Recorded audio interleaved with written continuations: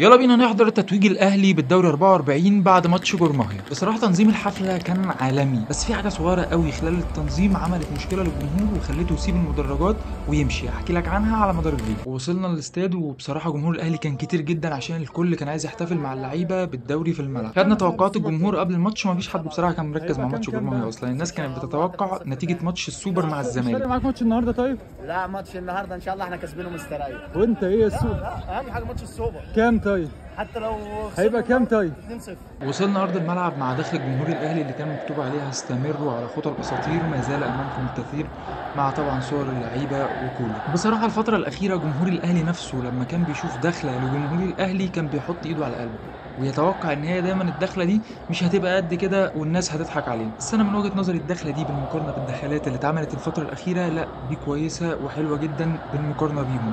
تحس ان في تطور وتحس ان في مجهود فعلا اتعمل فيها، رغم ان في جمهور برضو حتى الان بيتريق عليها. مش هنتكلم كتير على احداث الماتش لان الماتش في المتناول، يعني الاهلي كان كسبان في الذهاب 3-0، دخل هنا جاب الاول في الثاني في الثالث في اخر الماتش، فما فيش احداث مهمه قوي نقدر نتكلم فيها خلال الماتش. بس في كام نقطه كده هنتكلم فيهم وما ظهروش خالص في كاميرات التلفزيون. اول ما الحكم صفر يا جماعه خليه نحل انتشرت في الملعب، كل واحد عارف بيعمل ايه وبيحط ايه فين عشان الصوره تظهر بالمنظر الروعه اللي كلنا شفناه، واللي من وجهه نظري هو تقريبا احسن او افضل احتفال دولي اتعمل في مصر خلال الفتره اللي فاتت دي كلها. حته بقى صغيره هنا عملت مشكله كبيره جدا للجمهور وضايقتهم لدرجه ان هم سابوا الملعب ومشوا، وهي الاغاني اللي كانت شغاله بصوت عالي جدا بعد ما الحكم صفر ولحد فتره التتويج وبعد التتويج كمان، لدرجه ان هي كانت مغطيه على صوت الجمهور نفسه. يعني مش استاد القاهرة ده خالص، اقسم بالله دي حفلة في الساحل.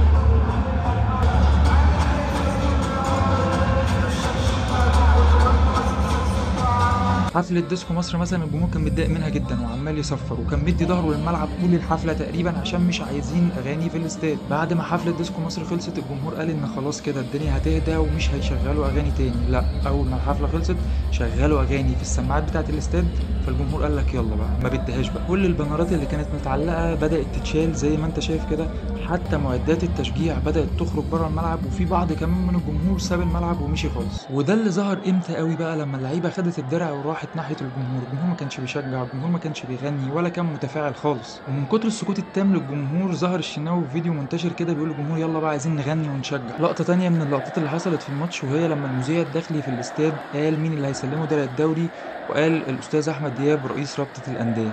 ده كان رد فعل الجمهور في الوقت ده.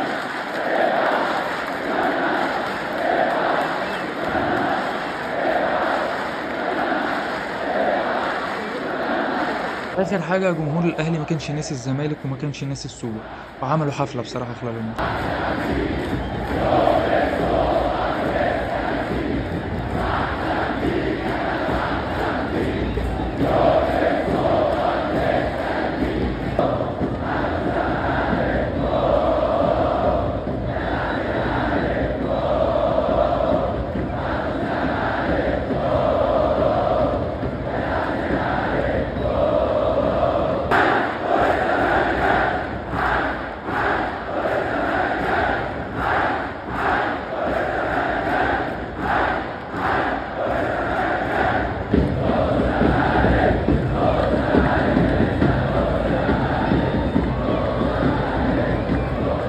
وبس كده خلص الماتش، فما تنساش تعمل لايك وفولو.